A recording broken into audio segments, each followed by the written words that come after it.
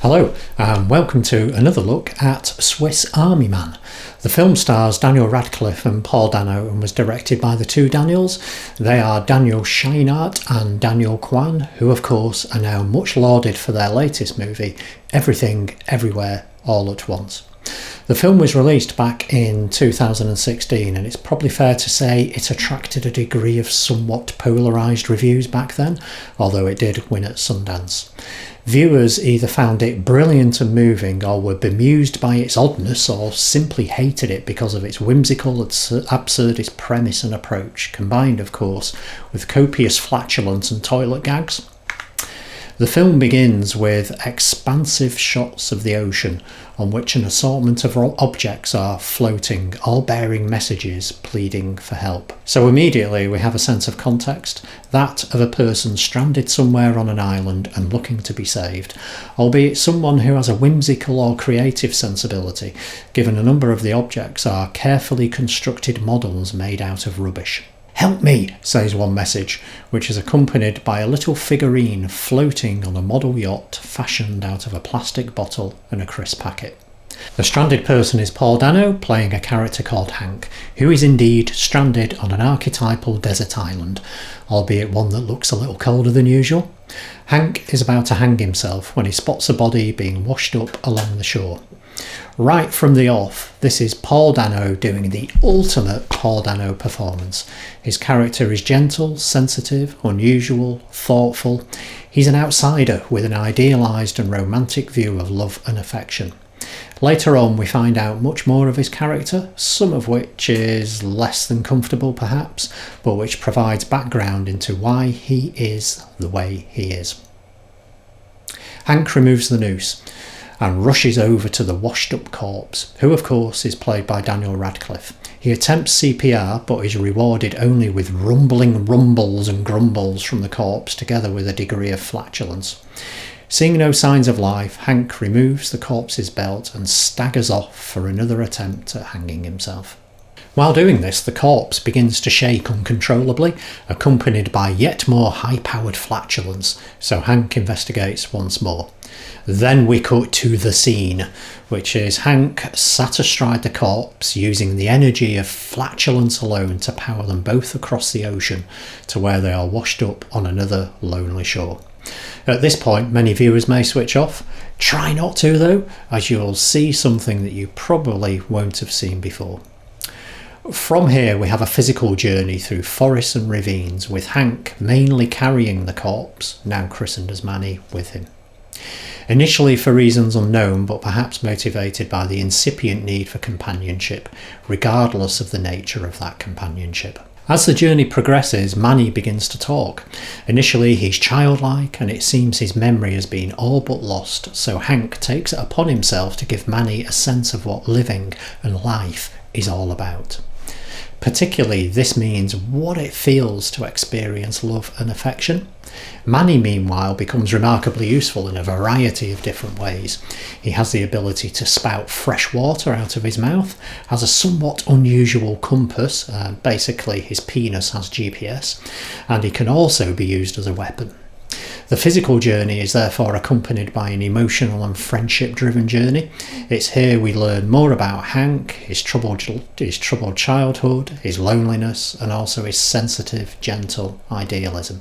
He's a romantic, and while he's not creepy, we do flash back to him sat on a bus surreptitiously looking at and taking a photograph of a young woman on that bus. That bus scene is then recreated in the forest, the purpose being to try and regain Manny's memory of life. And this is one of the strangest, most beautiful and weirdly sensitive scenes in the movie. So Hank creates the bus out of twigs and trash, and he plays the part of the girl. Yep, sounds odd, right? But it's beautiful. There's fabulous acting, the two main characters are just glorious, and the cinematography and the soundtrack are just sublime. It is a scene that will live with me for a long, long time. In a way, it has many parallels with magic realism, where the magic is introduced in order to make a point about reality.